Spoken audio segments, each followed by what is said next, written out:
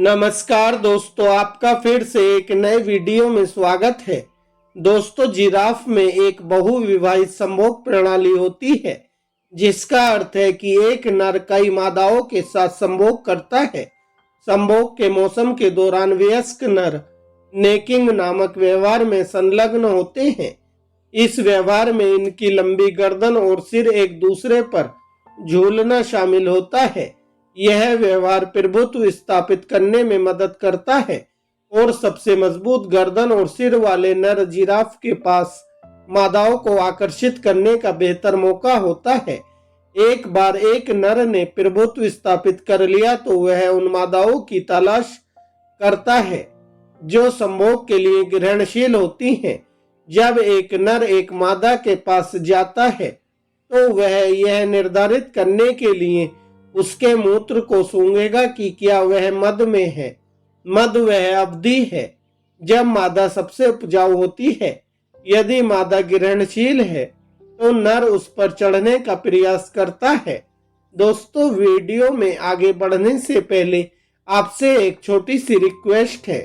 अगर आप पशु पक्षियों की वीडियो देखना पसंद करते हैं तो हमारे चैनल को अभी सब्सक्राइब कर लें और वीडियो को भी अभी लाइक कर दें।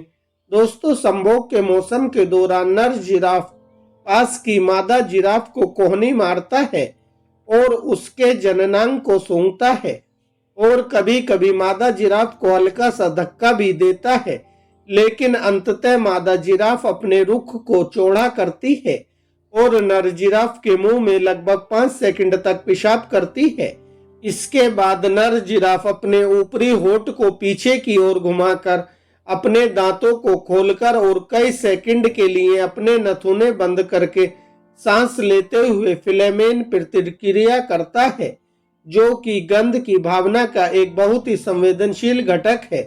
मनुष्य फिलेमेन नहीं करते हैं, लेकिन जानवर ऐसा तब करते हैं जब ये किसी ऐसी चीज की अच्छी महक पाना चाहते हैं जिसमें इनकी रुचि ज्यादा होती है। एक उत्तेजित नर जिराफ मादा के मूत्र में रसायन का पता लगा सकता है जिसे फेरोमोन कहा जाता है, जो कुछ जानवरों में सामाजिक प्रतिक्रिया को ट्रिगर कर सकता है। यह ऐसा संकेत देता है कि वह मद में है या उपजाऊ है और संभोग के लिए तैयार है। दोस्तों, जब एक नर जिराफ को अपने मूत्र में सही रासायनिक संकेत की गंध नहीं आती है तो वह उस मादा को अकेला छोड़ देता है और दूसरी ओर चला जाता है। लेकिन जबकि अधिकांश जानवर पेशाब को सूंघने से पहले जमीन पर होने का इंतजार करते हैं, लेकिन जिराफ ऐसा नहीं कर सकते क्योंकि इनका शरीर लंबा और बेहद ऊंचा होता है।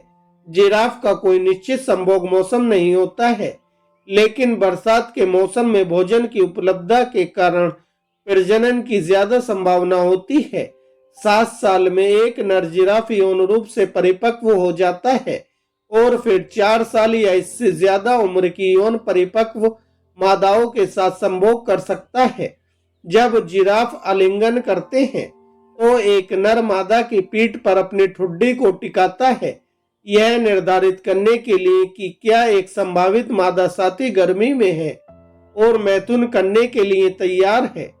एक नर जिराफ एक मादा के मूत्र का स्वाद लेता है। मादा के मूत्र के स्वाद से पता चलता है कि वह संभोग के लिए तैयार है अथवा नहीं। यदि मादा जिराफ संभोग करवाने की स्थिति में होती है तभी नर जिराफ मादा के साथ संभोग करता है। जिराफ का संभोग जमीन के ऊपर अनिश्चित ऊंचाई पर किया जाता है और केवल कुछ सेकंड तक ही चलता है। संभोग के बाद यदि मादा गर्भवती हो जाती है तो इस समय के दौरान मादा शारीरिक परिवर्तनों का अनुभव करती है, क्योंकि इसका शरीर इसके बछड़े के जन्म के लिए तैयार हो रहा होता है। सबसे ज्यादा ध्यान देने योग्य परिवर्तनों में से एक इसके थन का बढ़ना होता है, क्योंकि यह इसके बछड़े के लिए दूध का उत्पादन शुरू करता है। मादा जिराफ खड़ी होकर जन्म देने से पहले लगभग 400 दिनों तक गर्भधारण करती है ताकि इसका बच्चा जिराफ इतना विकसित हो जाए कि वह पैदा होने पर खड़ा हो सके और चल सके।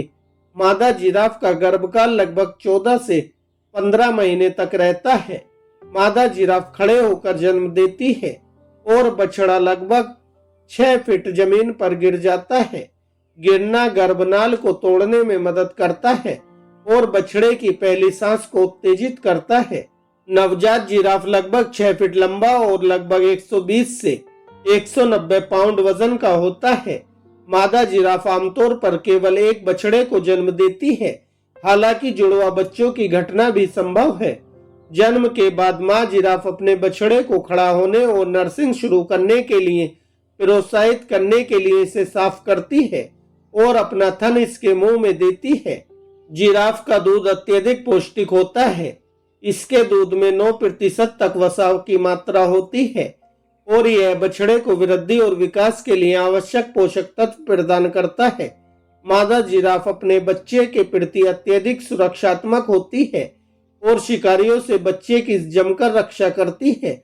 दूध उपलब्ध कराने के अलावा जिराफ मां अपने बछड़े को खाना और पानी ढूंढना और पर्यावरण को कैसे नेविगेट करना होता है, यह सब सिखाती है। मां अपने बछड़े को आराम करने और शिकारियों से बचाने के लिए सुरक्षित स्थानों पर ले जाती है। जिराफ के बछड़े को लगभग 6 से 8 महीने की उम्र में दूध छुड़ाया जाता है। दूध छुड़ाने के बाद बछड़ा ठोस भोजन खाना शुरू कर देता है और यह अपनी मां और झुंड से सीखना जारी रखता है। अपने बछड़ों को शिकारियों से बचाने के लिए मादा जिराफ और इनके बच्चे छोटे छोटे झुंड में इकट्ठा होकर एक साथ रहते हैं, लेकिन नर जिराफ एकांत में रहना ज्यादा पसंद करते हैं और यह प्रजनन के लिए मादा को खोजने के लिए लंबी दूरी तय करते हैं। नर जिराफ मादा के लिए एक दूसरे से लड़ते हैं। अपने संभोग अधिकारों की रक्षा के लिए गर्दन को इंटरलॉक करके सिर को आपस में टकराते हैं। इस लड़ाई के विजेता को स्थानीय मादा के साथ शारीरिक संबंध बनाने की अनुमति मिलती है। जिराफ बहुविवाहित होते हैं, जिसका अर्थ होता है कि एक नर कई मादाओं से संभोग कर सकता है। तो दोस्तों, यह थी जिराफ के संभोग व्यवहार और प्रजनन काल के बारे में जानकारी जो मैंने आपके साथ शेयर की। आपको यह वीडियो कैसी लगी, वीडियो के कमेंट सेक्शन में जाकर अपनी राय जरूर दें। वीडियो को पूरा देखने के लिए धन्यवाद।